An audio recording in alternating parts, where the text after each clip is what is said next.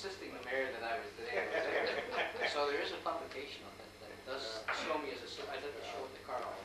But real assistant there. So with that, Louise Mayor here. Thank you, George. I'm good to be here. I've got a little bit of background on that. We've talked about a very, very interesting, fascinating life, and there's no doubt I think this issue certainly affects you probably more directly, more so than certainly many of us around this table. And I'd like to commend you for your commitment to this idea of a step-by-step walk of raising awareness in each community, not only in Ontario, all across Canada, is a worthy initiative, and I commend you all for it. I'd like to see one of the older kids in the city of Kingston, so I'd like to, at least first of all, give you one of our newer kids in the city of Kingston, so that while you're out there going across Ontario and through Canada raising awareness for this important cause in our communities, that you can probably wear our communities. I'd like to commend you for that. And I think this is certainly an important time of year to raise awareness about organ transplants and organ donors. I know one of the papers I wrote when I was at Queen's is like, for some reason, shows the study of organ transplants and organ donors, and learned a lot of the core of the Canadian Organ Retrieval Exchange Program, as well as the Ontario version. It's really quite fascinating. I think most people have a tremendous shortage of organs. There are many, many people that will unfortunately die before an organ is found. So it's important to recognize that not only is this gift, but I think rather than just tearing it off and throwing it away, you should give some consideration to filling it in and recognizing that you quite simply be giving life to another Canadian or another citizen by filling it in, making a commitment to the organ retrieval program in Canada through Ontario. So I commend you for that, and I wish you well with your efforts to raise greater awareness. Thank you for choosing our community, and we will do certainly everything we can to try and raise greater awareness in our community. Thanks again. Conference was set for yesterday or today, but I'm very glad to be here. I'm sure that the mayor and the councillor will agree with me that over the years, we see many efforts like this that do various community activities or get involved in some strenuous activities such as walking from or running from this place to another place, etc.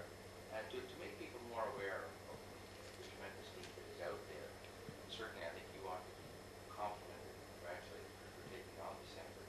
I'd also like to welcome Judy. I think just very briefly reading the background material, was personally struck with this as well because we had some, I guess within the last year. And I would just like to reiterate what the mayor said, that it is so easy for people nowadays to be involved in this program if they want to be, through license, permissions, etc. But I guess it's just like everything else in life, big friends or family. And so we need efforts like this. Maybe your concert set up this afternoon to make people more aware of it, that why not consider being a potential organ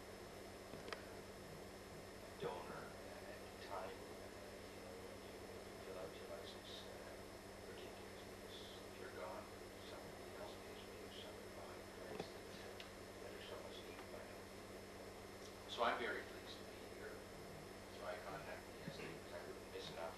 I'm very pleased to join the Freedom of Witness. I know that I speak on behalf of all the members of the Legislative Assembly when we read this letter to you.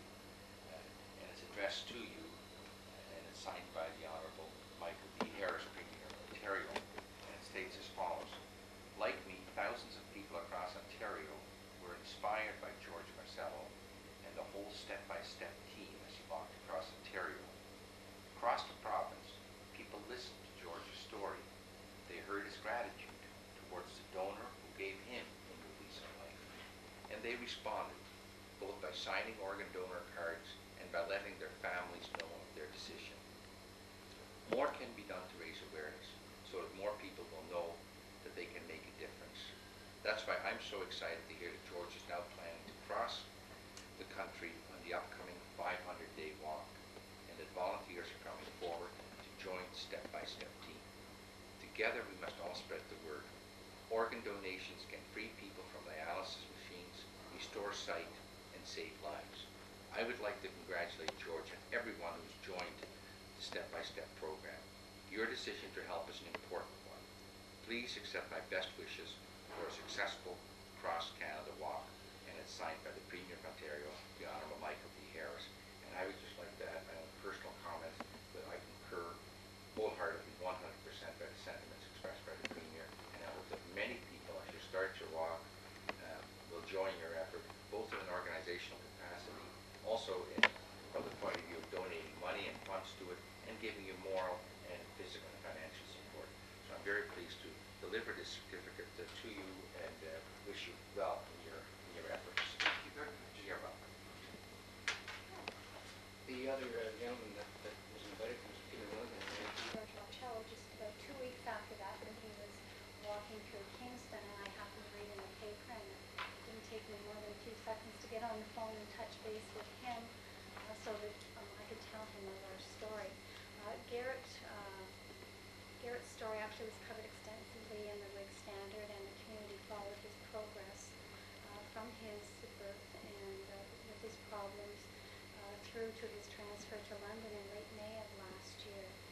And he needed multiple organs. He needed stomach, bowel, liver, and pancreas. So it was a big process that he would have gone through, and unfortunately time ran out for him. The reason I'm happy to be here today with George and all of you is to bring some greetings from his parents, Colin and Ben Yates.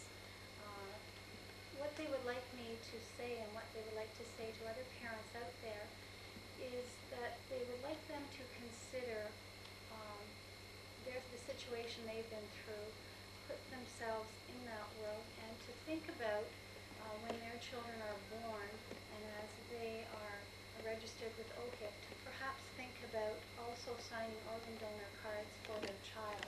There is even more critical shortage of organs for little people. It has to do with the size.